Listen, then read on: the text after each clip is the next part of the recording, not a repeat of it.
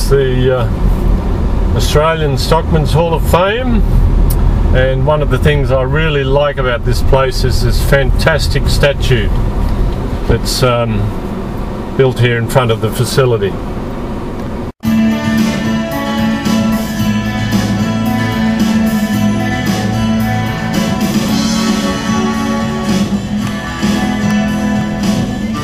We fought back despair and hardship and prevail and endure in the challenging cycle of the elements.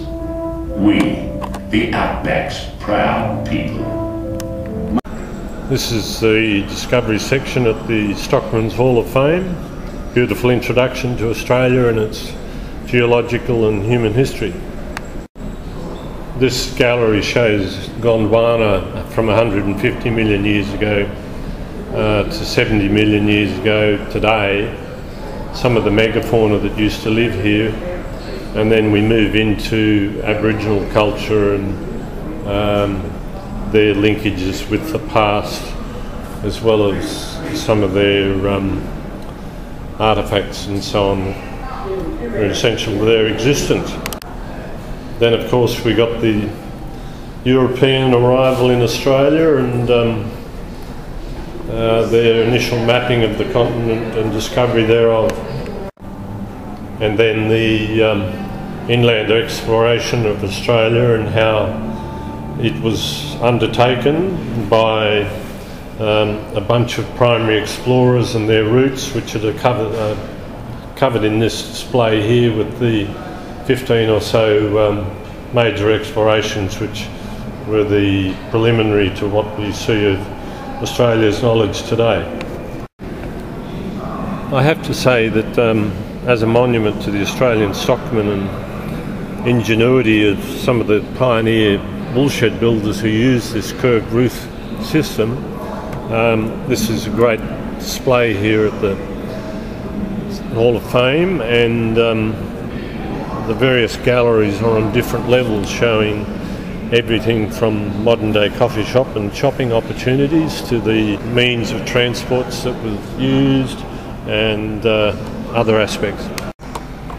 This is a fabulous display showing how John Flynn brought together the needs of the outback and the capabilities of aerial systems to supply the Royal Flying Doctor Service, which operates today and is superb. Every chance you get, give them money. When we look at the interior of a modern Royal Flying Doctor Service aircraft compared to the primitive days of where basically you threw them in the back seat of the old biplane and took off, it's an enormous change. This is the Stockworkers Gallery, and it's a delightful display of the drovers and equipment they used and the hardships they endured, and I just love their display of a typical drovers camp and what was involved in that, and what a simple but effective system it was. The Greeks understood this Australia of ours. Rule one, never take it for granted. One false move there and you're looking at 1,000 bleach bones, men, horses and cattle. Banjo, the poet, got a bit of it. And he sees the vision splendid of the sunlit plains extended.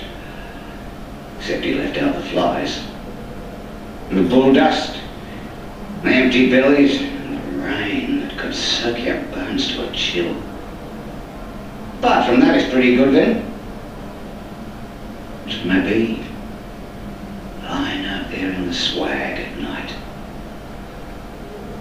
And at night, the wondrous glory of the everlasting stars.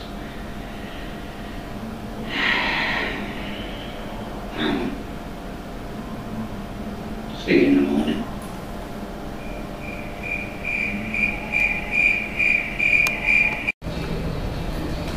My dad and his I'll just repeat the stories many times of the Indian merchants who travelled to the farms in these sorts of setups and had everything on board that the housewife or the stockman needed.